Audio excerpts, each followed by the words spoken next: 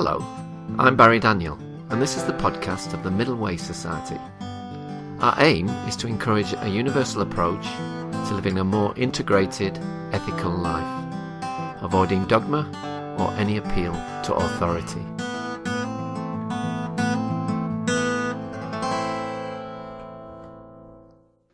My guest today is Marek Duda from the Centre for Effective Altruism, who is going to talk to us today about effective altruism, the ideas behind it, and how they might be applied.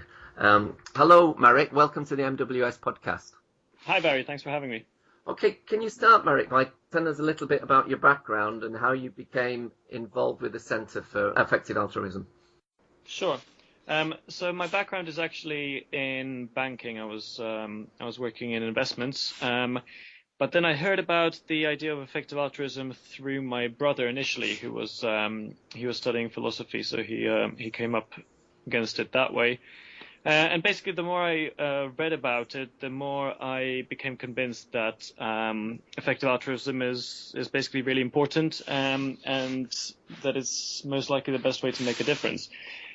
Now, the thing is, I wasn't actually particularly altruistically minded before I heard about effective altruism. I basically just thought that the world's problems were probably too large for me to make any difference, and also that it sort of generally wasn't really my job or my place to try and solve them. But the thing about effective altruism, which basically made me interested in being altruistic at all, was seeing the amount of difference and the sort of leverage even a single person can have on the world's largest problems.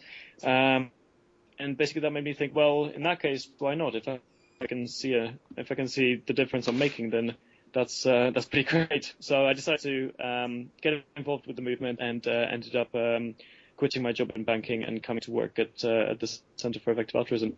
Was that an easy decision? No. No, of course not.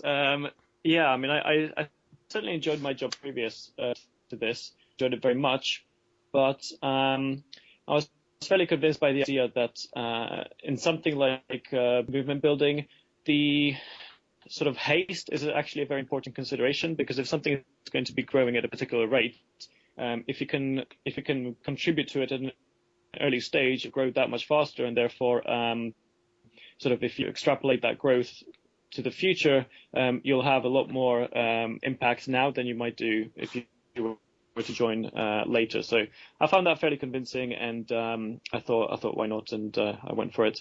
Okay. So what is effective altruism, Marek? Sure. So it's both a philosophy and now it's also a social movement that is growing around that philosophy. And the main idea is simply that by applying evidence and reason to trying to solve the world's problems, you can find the ways which are the most effective at doing that. So you have the altruism, the trying to help, and the effective of looking at how to do that best and applying evidence and reason to do so. So how is effective altruism distinguished, say, from traditional altruism or charity? Yeah, so I guess the main way is in the motivations that people may have to act altruistically.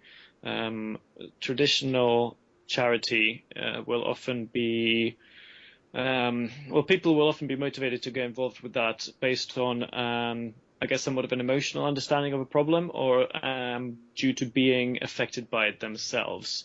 Yeah. So a fairly classical example everybody will be familiar with is donating or helping a charity that is researching a disease that somebody in your family or one of your friends has. Now, so the difference there is that effective altruists will ask, how can I make the largest positive difference in the world? So, I mean, they're also emotionally motivated to try and help people, but they don't necessarily want to make the judgment of how they're going to do it based on the circumstances of their life or, chance meetings. They basically want to help as many people as possible. So regardless of whether the people affected are close or far, whether they ever likely to meet them, they will look to donate their money or their actions to basically have the most bang for buck in terms of the actual outcomes of the interventions. So in a sense, it's a combining of the heart and the head. Yeah, absolutely. With the heart being what motivates you to act altruistically, but then using your head to decide where to focus your, well, obviously limited resources to make a difference, and therefore, if you use your head to decide where to put them, you should be able to find the place where they'll actually make the largest positive difference. Okay, so what are your thoughts on cultivating the skill of critical thinking as an integrative practice in regard to this? Yeah, sure. So basically, critical thinking is absolutely central to effective altruism. The whole idea is to think critically about how and where you can make the most difference. So this will often involve seeking out and evaluating evidence on the effectiveness of different interventions. So luckily, there are several organizations which specialize in just this. The most famous ones are an organization called GiveWell, based in San Francisco in the United States, and Giving What We Can, which is part of the center here. Yeah.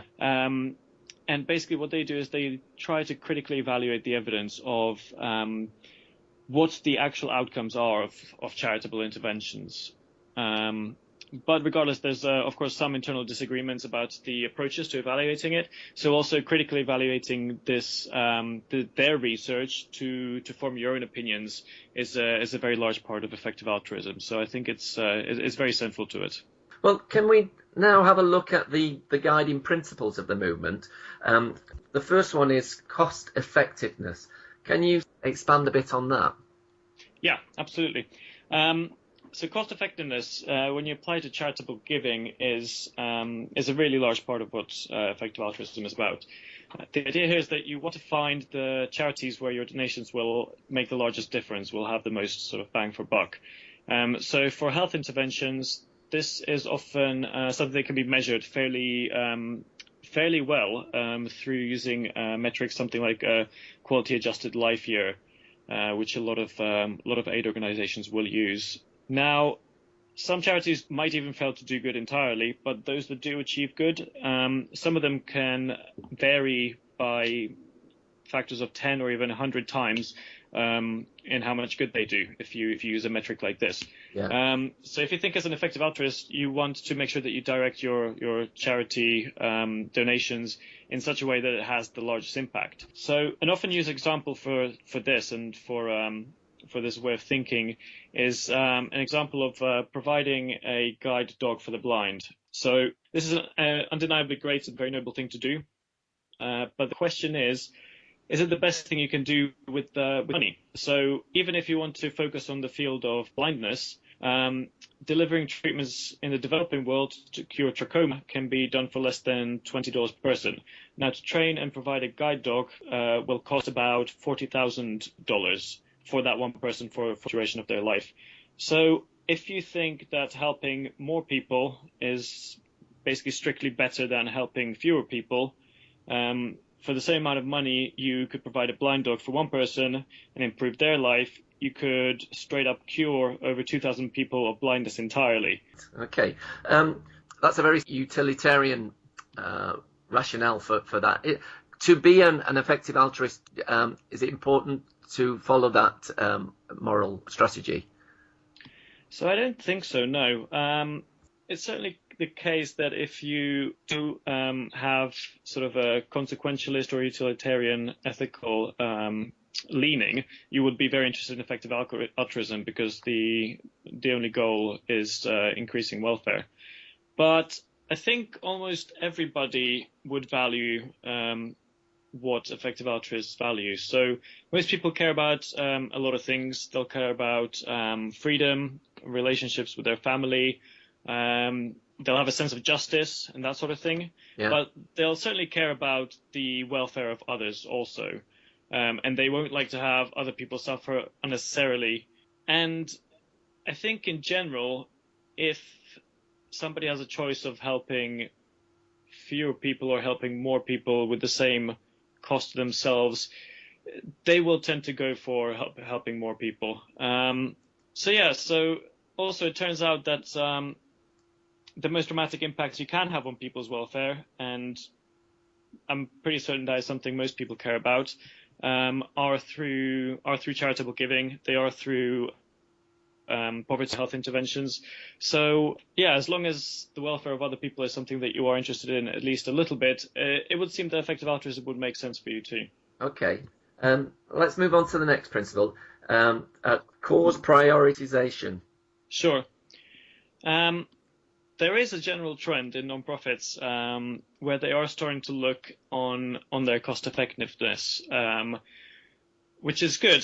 So that I think the main thing that differentiates effective altruism from this general trend is that the charities will often just compare their effectiveness within one cause area. So say, to use the example from before, so what's the most effective intervention for curing blindness in the developing world, and then you'd be able to rate the charities on how many people they cure of blindness for the amount of money that they get. Yeah.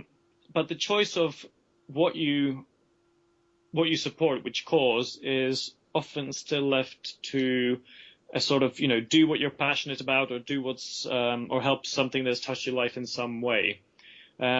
Now, effective altruists do want to consider all of the options in terms of the causes that they may have available to them. So they could research comparing the opportunities available in, say, global health, in preventing climate change, inventing new technologies, so on and so forth.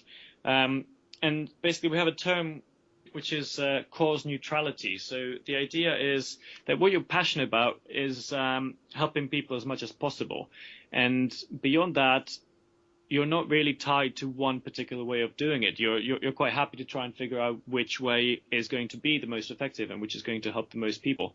So the cause will often be chosen based on this potential of where the potential to help the most people is, rather than choosing the area before and then maybe finding the most effective intervention within that. And so as a result of thinking that way, what many effective altruists do choose as the most important cause or area is developing world poverty and developing world health.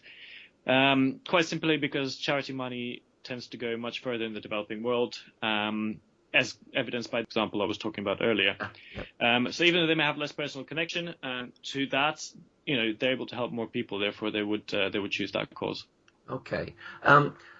Just on that point, is the recognition that in effective altruism that if people are just simply compassionate at times without applying critical thinking, I'm thinking like an example is, you go to a third world country and you go on the street and you just give sweets and money to children, and you're condemning them to a life of begging.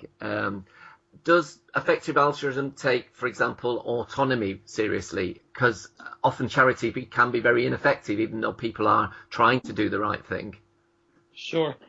So, yeah, I mean, I think in general, it would be quite fair to say that if you improve somebody's health, you improve their economic situation, you improve the sort of quality and prosperity of the society that they're in, something like autonomy will naturally follow. So yeah, if you cure a child of one of the neglected tropical diseases, for example, you're very much likely to improve their life outcomes by a large amount, because they're able to stay in school, they're able to grow into economically productive adults who will have much more autonomy than if they didn't. So I think if you target your donations at stuff that has a good evidence base, you're quite likely to avoid any of those kinds of issues. Let's move on to the next one then, Marek. Sure. Impartiality. Yeah, so I mean, this is something we've touched on a couple of times. Basically, impartiality is impartiality to who you help.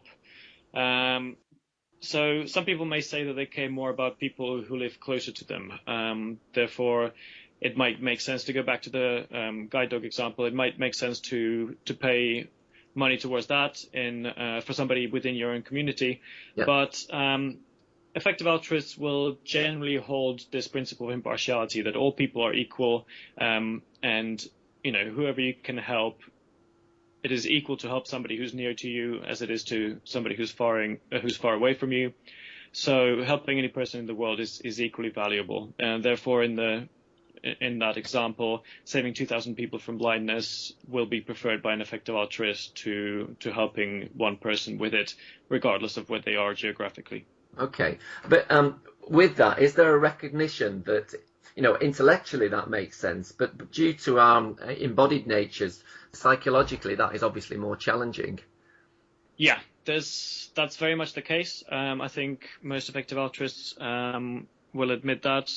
They will probably admit to, I guess, almost sort of struggling with that, because a lot of the time when you help people, when you do a charitable act, you get a reward in that you have a nice sort of warm glow feeling. And whilst this is certainly the case with donating to causes that are far away, you kind of need to just think about it a little bit more to bring that about sometimes. You really need to sort of think through it and think, yes, no, I've definitely done something good. I should feel good about that.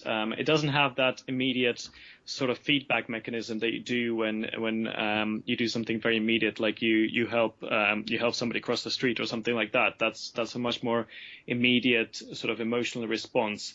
But I guess the point is that those sorts of reward systems they're most likely, if you look at it from an evolutionary psychology point of view, most likely evolved in order that you feel more compassion for people within your tribe or within your group, and it's not necessarily something that's actually that helpful if you really are trying to help humanity as a whole.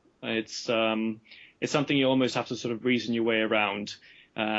And then often a lot of effective altruists will do other things which might have more of that immediate reward on top of donating a certain amount to faraway causes. Okay, and then the next one, mm-hmm. Counterfactual reasoning. Can you tell us a little bit about that? Yeah, so this one's a little more complicated and maybe a little bit more controversial. Nevertheless, it's very interesting. So effective altruists often will apply counterfactual reasoning to the ideas of career choice. So what sort of career should you do to have a large impact?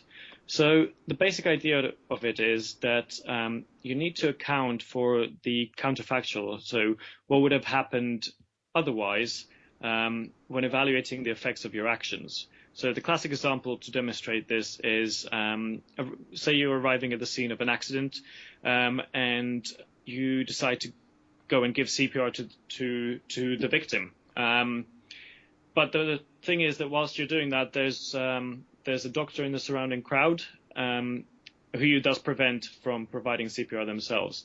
So say you've done this and you have saved that person's life, but due to your relatively untrained CPR skills, they are permanently affected in some way. So say they're paralyzed. So you could say, sort of a naive analysis of this would be, well, I saved a person's life. That's great. And in some sense, that is certainly true. But really what you need to look at is the whole picture there. Yeah. So the counterfactual would be, well, if you did not help this person, the doctor in the crowd would have stepped in and provided high quality CPR, and the person would not only have survived, but maybe they wouldn't have been paralyzed. So really the true effect of your action is that you paralyze somebody, rather than having just saved their life. So that's, I think it's an important part of sort of evaluating your actions in a sort of more holistic and thorough way. And as I said, so if you apply this idea to career choice, so for example, with medical training positions or medical school, there's usually a fairly fixed number of positions available in any given year. Yeah. So if you go into medical school and you become a doctor and you save a number of lives throughout your career, obviously this is laudable and this is an excellent thing to do. But it would be a little bit naive to say that by the fact that you went and became a doctor and then saved, 5 people a week, that wouldn't have happened to a fairly large degree anyway, because medical school admissions are very tough. And if you decided not to apply, the next best person would have gotten in, and they probably would have been at least, I don't know, 95% as good a doctor as you were. So really, the difference that you actually made, if you adjusted for the counterfactual reasoning of what would have happened anyway, is that it's actually just the difference between the skill level of, say, yourself and the next best person that could have done it. Okay. So an example I think is often used is that then it arguably might be appropriate to work in, say, on Wall Street or in finance. Mm-hmm. But then my question there, Marek, is that would it be okay to be an effective altruist and work for a battery chicken farm where there was obviously a non-identification with a serious amount of suffering? Yeah, so I mean that's very difficult. So there's two ways of looking at it. One of them is, so what would have happened otherwise? What is fairly likely that somebody would have taken that job, and that somebody would probably have had less compassion for animals, say, and therefore every day in their job they would not be making steps or moves to try and make the suffering of the battery farm chickens somewhat smaller. They would likely just keep going in a regular way. So there's an argument to be made that that you could replace somebody who would have been even worse. It's an argument. Some people are convinced by it. The other thing is, as you sort of mentioned with Wall Street, if say this particular job was incredibly well paid, so say like a consulting or a banking position, then the counterfactual is, well, somebody would have taken that job anyway. They would have made a lot of money, and if you take that job and then donate a large proportion of your earnings to an effective charity, that almost certainly wouldn't have happened. That money almost certainly wouldn't have gone to charity. So that's all sort of additional benefit. So in that way, it's basically in that way that we think about this idea of earning to give, where, if you're able to go into a really high-paying career and with the intention of donating a large proportion of your income, you're most likely making a large positive difference on what would have happened otherwise. Okay. And then finally, the last principle is that the position of many effective altruists regarding supererogatory acts. Sure. So basically, the idea of those is that they're acts which are morally good. Nobody's denying that it's the right thing to do, but the contention is about whether it is morally required of a typical person to do that. So Peter Singer uses an analogy called the pond analogy to explain this point. So say you pass by a pond and you see that a child is drowning in the pond, but you're also wearing your most expensive suit, and you know that if you were to jump in and save the child, that your suit would be ruined, and so you would have to replace the suit and pay £1,000 for it.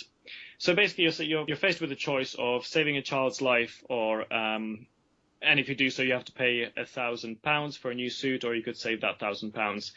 So most people would find the person who decided not to jump in the pond to save the child, to save their suit instead, to be fairly immoral. Now, what Singer argues is that there's no real moral difference between this example and say not donating to cost-effective charity and buying an expensive suit instead, because at any given point there are many children, so to speak, drowning in ponds across the world, and if you were to donate to a charity that could save their life, you would do so. And the fact that they're far away, or whether it's a child in a pond in front of you, shouldn't necessarily be morally relevant.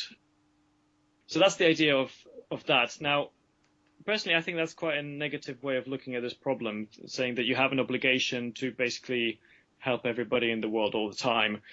So the way I'd like to spin it normally is, rather than thinking of it as a moral obligation, and as I mentioned earlier, this is sort of the thing that made me interested in charity in the first place, is that, looking at it positive, hold on, I can actually make a huge difference. I can literally save lives.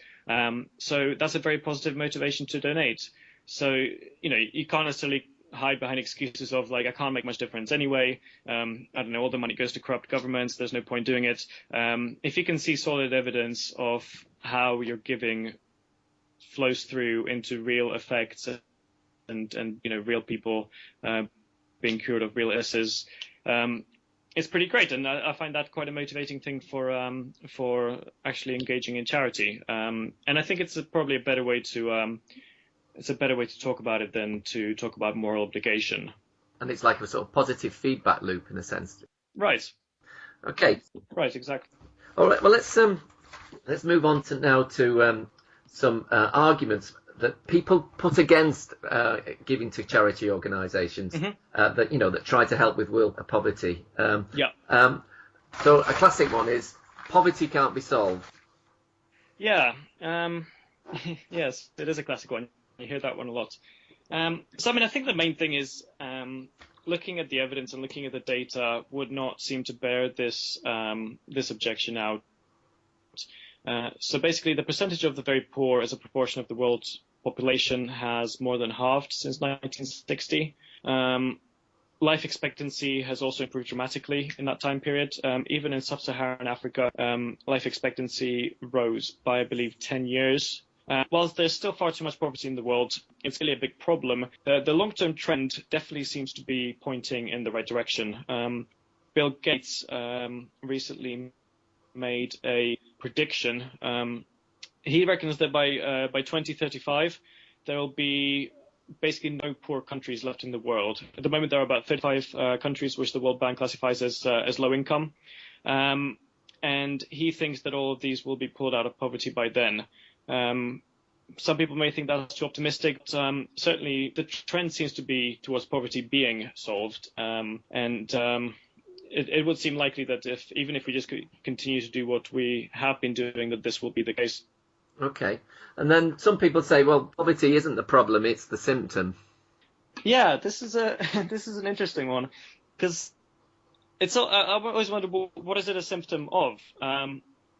So, I mean, a lot of people will use this sort of argument to try and criticize, basically start talking about politics and criticize, say free market economics or capitalism.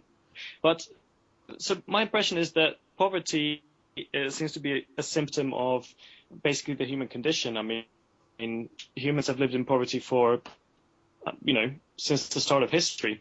And it's only really in the last few hundred years that we started to make progress on the issue, and the first few people started being pulled out of poverty, and then a larger proportion of the human population. And sort of the trend I was talking about a second ago is fairly good proof of this. And also, so if you're saying that it's a symptom, and what you mean by that is that it's self-perpetuating, that's most probably true. Of course, society will often be stuck in that situation. But at the same time, again, referring to the evidence I was talking about, it would seem that that's not hopeless. I mean, if you're able to intervene, improve the health, improve the political governance of societies, then they will often be pulled out of poverty, and this has happened in a huge number of countries in the last 50 years. Yeah. Okay, and then often people say poverty relief is the responsibility of government. They need justice, not charity. Mm-hmm. Yes. Well, justice is a more difficult concept to, I suppose, to try and dissect. But if you think that poverty relief in the developing world ought to be the responsibility of governments and not of yourself, I mean, I basically had this opinion. And certainly foreign aid is a very large piece of the puzzle. There are some issues with it. It's not always the most effective. But on the whole, it has helped improve the developing world health a great deal. And also, in general, most people overestimate quite a lot how much of the government budget is spent on foreign aid. You hear stories of polls. This is in the US, mind you, but I believe that a poll in the US, people on average thought that 25% of the US federal budget was being spent on aid, when over there it's actually under 1%. Yeah. In the UK, we're a little bit more generous, and the proportion is 1.4%. And so, yeah, so this has been fantastic. And for example, smallpox was eradicated mainly through through 4 and 8. But I guess it sort of just goes back to what I was talking about earlier.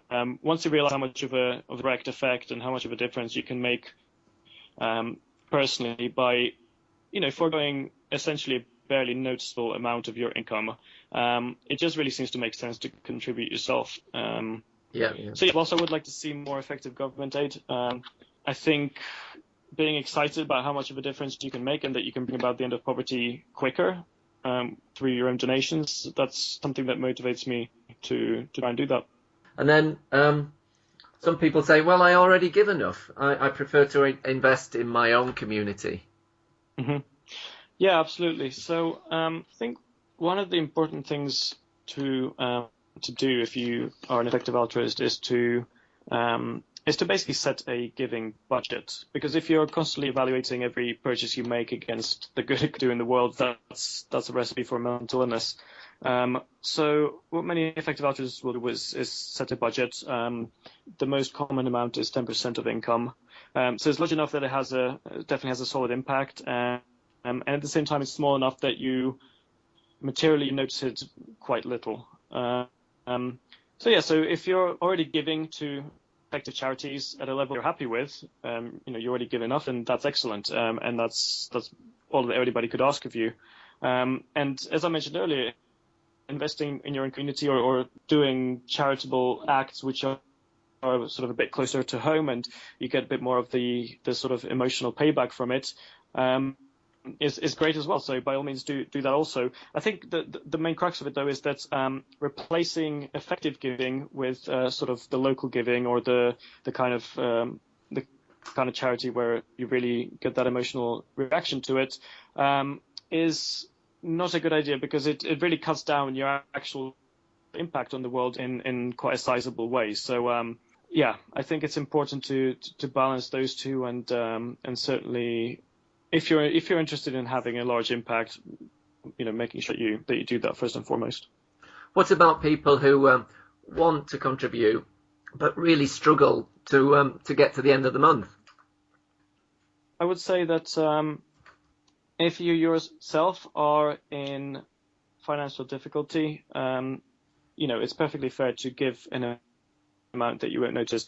So I mean, there's a fairly common misconception is that if you give very little, that's so little that it doesn't even make a difference. And so I don't think that's the case. So as an example, if you donate £10 to the Schistosomia Control Initiative, which is one of the recommended charities by GiveWell and Giving What We Can, that in itself is enough to pay for 25 children in East Africa to be treated for this disease. So when the charity is that effective and so transparent and so well evidenced about what they do, even if you give an amount that's, really doesn't make much of a difference to you, even if you are not the richest person by any stretch, it still has a sizable effect, and it would still seem to be worth doing that. Okay, so basically every little helps. Exactly, every little helps. All right, well then, just the last couple of questions. What resources would you recommend if a person listening were interested in effective altruism? Sure. So one of the co-founders of the centre is Will McCaskill, and he has a book coming out about effective altruism, which should be, the idea is for it to be just an easy to read introduction to the topic. But this won't be out until next year. So once that comes out, that's going to be your best bet. Before then, there is an Effective Altruism forum, which is a good place to start to interact with these ideas, which is at www.effective-altruism.com. Yep. And if you're interested in the charity effectiveness research that I mentioned earlier, GiveWell and Giving What We Can are great resources for that. And if the ethics of career choice was something that you may be interested in, then one of the organizations here at the center is 80,000 Hours. If you have a look at their website, that's a great resource for all our latest research into how to make career decisions in the most ethical way. Okay. My final question, Marek. What is your understanding of the middle way, and how might it relate to what we've been talking about today? Yeah, sure. So I think the idea of effective altruism that relates quite well to the middle way's ideas of sort of avoiding dogma and that sort of thing, and trying to make sure that your beliefs and your understanding of the world correlate to the evidence, is something that's sort of known in rationalist and effective altruist circles as sort of being Bayesian after the statistical equation. So the idea being that you have a good idea and a good model of how the world works, which is based on what you already know, your prior knowledge, your prior assumptions, but then at the same time being fully open to re-examine this, to re-examine your entire worldview in light of new evidence. So how Bayes' theorem in statistics helps you reevaluate prior probabilities based on new information. Doing this with your own worldview, I think, is important. I think both of us would agree on that. Sort of not identifying yourself with your beliefs and your beliefs as being fixed things, which you will hold on to in spite of evidence to the contrary, and then potentially even wearing your resistance to change your mind as some sort of a badge of honor. I have faith or something like that. I'm so stubborn. I believe something and nothing can change my mind about it. Basically being dogmatic. Yeah. It's if there's evidence that you can have a great impact by doing something, you should probably abandon your old model of the world where you thought you couldn't make a difference.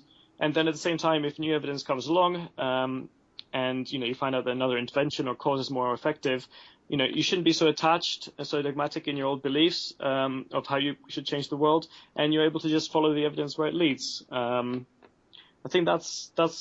I mean, I may be wrong, but I think that's something that we would agree on. Yeah. And additionally, I think the point about all people being equal and sort of not discriminating against helping people you'll never meet and that may be far geographically, and the idea that helping any one person is equally the amount of good it is. I would imagine you would agree with that, but I may be wrong. I can go for that. Okay, well, it's been a real pleasure talking to you today, Marek. Likewise. Thank you very much. Thanks, Barry.